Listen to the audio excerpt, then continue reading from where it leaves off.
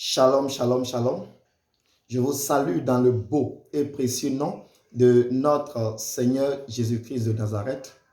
Je voudrais partager une parole avec toi, tirée dans le livre de Matthieu, le chapitre 6, à partir du verset 10, qui dit « Que ton règne vienne et que ta volonté soit faite sur la terre comme dans les cieux. » Il dit « Que ton règne vienne, que ta volonté soit faite sur la terre comme au ciel. » Donc, ce qui veut dire que c'est nous qui sommes enfants de Dieu, qui devons établir le règne de Dieu sur la terre. Dans le thème que je veux partager avec toi, c'est « Tu es né pour régner ». Tu es né pour régner. Donc, chacun de nous est né pour établir le règne de Dieu sur la terre. Mais malheureusement, nous allons voir que l'Église va traîner les pas. L'Église sera toujours en arrière. On va déclarer que je serai la tête et jamais la queue. Je serai en haut et jamais en bas. Mais en réalité, nous sommes derrière. Nous sommes vraiment la queue. Pourquoi? Parce que l'Église ne se lève pas pour entrer en possession de ce qui lui est destiné. Dieu a prévu que nous soyons la tête. Son désir, c'est que nous puissions régner. Nous puissions apporter son règne sur la terre, parce qu'il a fait de nous des rois et même ambassadeurs de Dieu sur la terre. Donc si nous disons que nous sommes les fils de Dieu, si notre père est un roi, nous devenons quoi? Nous devenons des princes. Et le prince a la capacité de jouer le même rôle que son père. Mais malheureusement aujourd'hui, l'Église est derrière. Pourquoi? Parce que l'Église ne s'identifie pas à la parole qui a été arrêtée à son sujet. Tu peux régner aujourd'hui et nous sommes appelés tous à régner et même à imposer le règne de Dieu dans cette nation, à imposer le règne de Dieu dans le monde. On va se plaindre de la Rose-Croix, se plaindre des occultistes, se plaindre de ceci, de cela. Mais qu'est-ce que nous-mêmes nous faisons? Qu'est-ce que nous sommes capables d'apporter pour imposer le règne du Seigneur?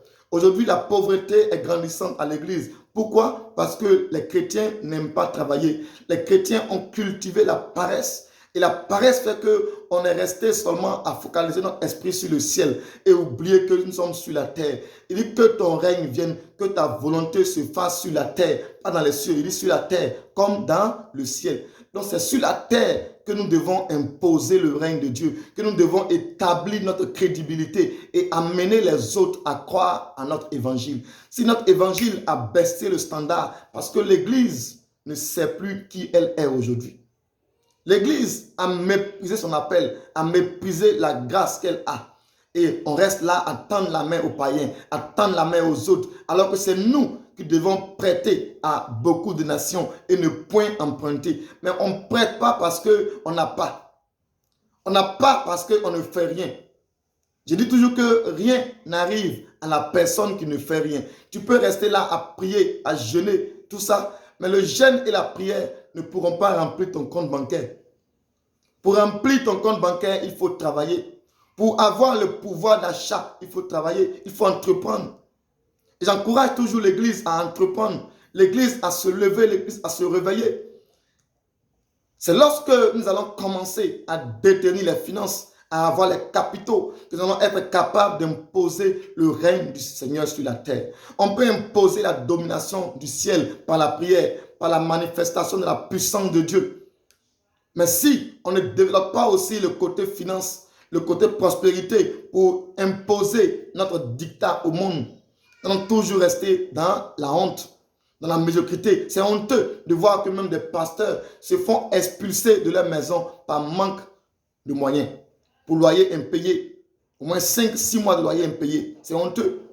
Que des chrétiens soient la risée du monde, soient ridicules aux yeux des ténèbres, aux yeux du monde, parce qu'on n'a pas de ressources financières. Nous devons nous lever aujourd'hui et nous mettre au travail. Et c'est par le travail que nous allons répondre aux besoins de Dieu. Il dit, vous êtes heureux si vous savez ces choses, pourvu que vous les pratiquez. On sait des choses, mais on refuse de pratiquer.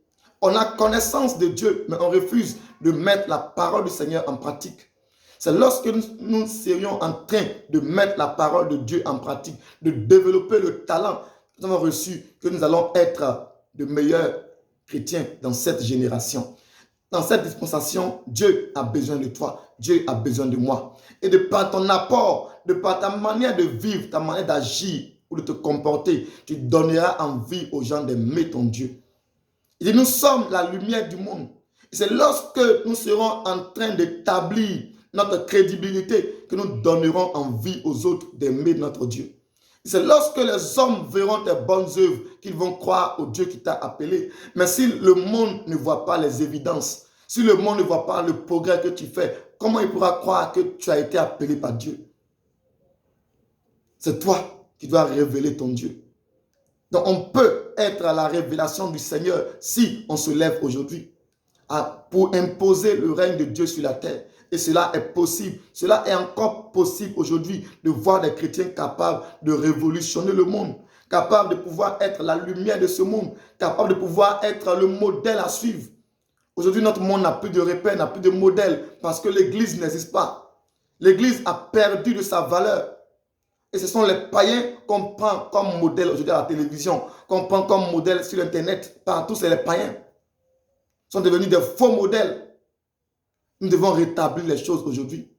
Et c'est en tant que chrétiens que nous allons arriver à bâtir ce monde, arriver à révolutionner même notre nation, arriver à développer beaucoup de choses qui vont être une source intarissable de bénédiction pour notre nation, pour notre pays. C'est possible de voir des chrétiens prêter même à des nations, de voir des chrétiens même offrir beaucoup de choses à l'État. C'est possible d'y croire.